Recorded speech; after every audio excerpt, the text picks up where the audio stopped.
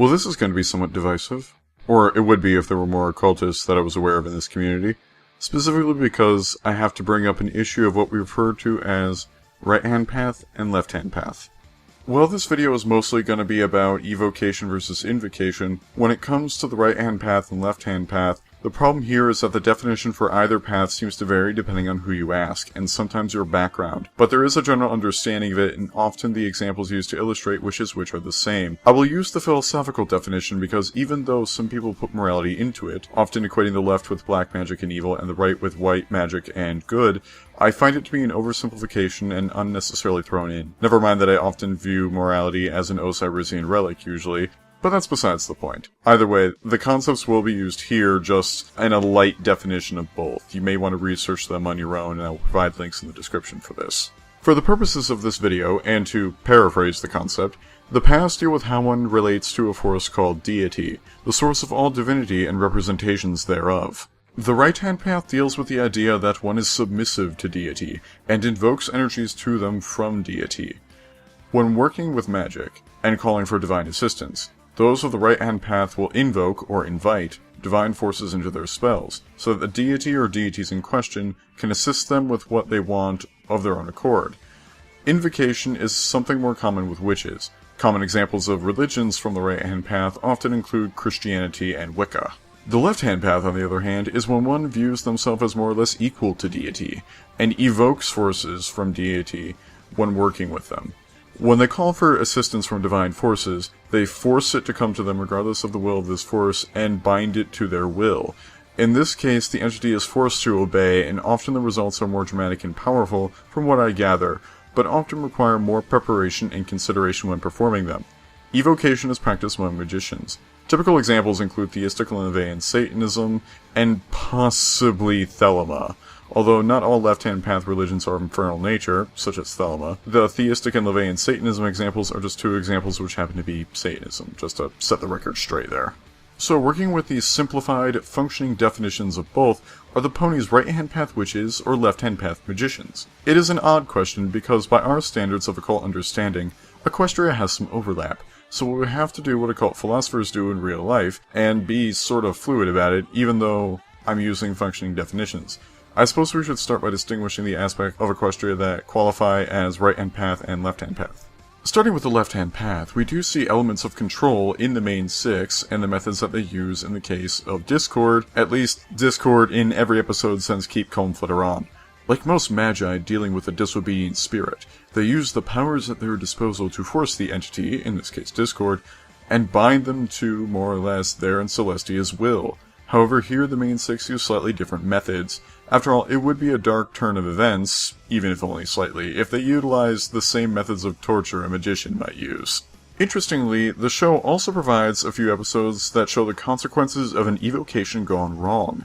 When Tyrok starts his new beginning and converts Discord to his side, the main six and the Alicorns have not only lost control of their familiar, which already has horrific consequences to the Magus, but worse still is that the being who hijacked it has malevolent intentions himself, which, as we have seen, nearly destroys Equestria. So while there are advantages to evocation, these episodes showed the dangers of evocation. While the results are far more powerful and in your control, the Magus must be intelligent enough to cover all his or her bases to ensure that they reap the benefits with no drawbacks. And it is more than possible to do that, along with rituals that can prevent the evoked entity from doing too much to you. Even though they are still dangerous in this context, or at the very least they can be, it does make them far easier to manage. It is evident here, or at least from what I know at this moment, that the main six are terrible at evocation. A proper Magus would have far more measures in place, and would know about the dangers of losing their familiar in this situation.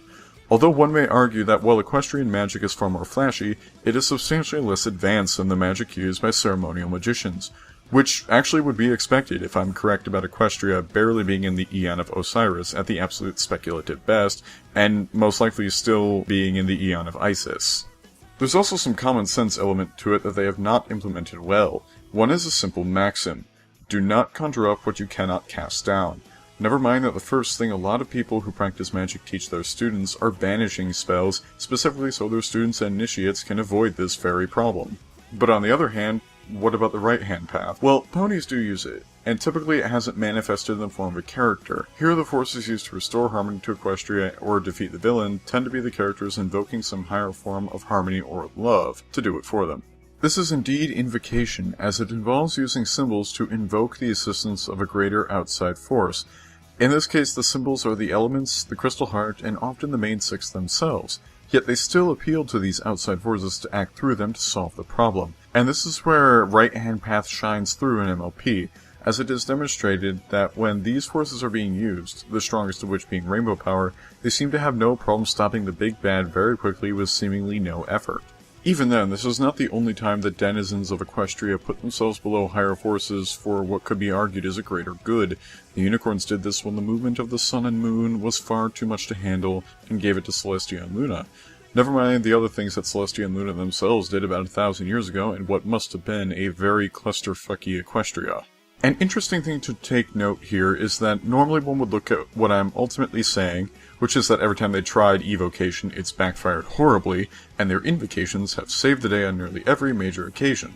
The only thing the ponies do there that might be thought of as Evocation is their control over nature and the perception that this is normal, with the exception of obviously the sun and moon, which they gave up control to higher forces. But what matters more perhaps are their intentions here. They are the only ones who can control the weather patterns, and it's a job that needs to be done, rather than a higher force that they can reach up and seize control of. For that reason, it's not necessarily Evocation, at least not in my book. It may be thought that, if the show was actually written with the idea of incorporating the right and left-hand paths with the concepts of Invocation and Evocation, then it would seem that the show would be advocating Invocation, rather than the methods involving seizing control of forces beyond your will, and then blatantly disregarding the need for failsafes to keep them in check beyond that. Though the latter would imply that compared to the ceremonial magic of even the ancient Egyptians, Equestria is far less magically advanced by comparison, as I mentioned earlier. And hell, that's probably true, even though, as I said, it's more flashy, it probably isn't as advanced. But ultimately, when we look at this, the main six can use Evocation and Invocation at their disposal, but they're better at essentially witchcraft and invocation in this sense, and in the context of this video. It would also seem that given that the ponies submit to a higher force, they would be right-hand path. Anyway, this has been Eon of Dreams. I hope you all enjoyed the video, and have a nice day.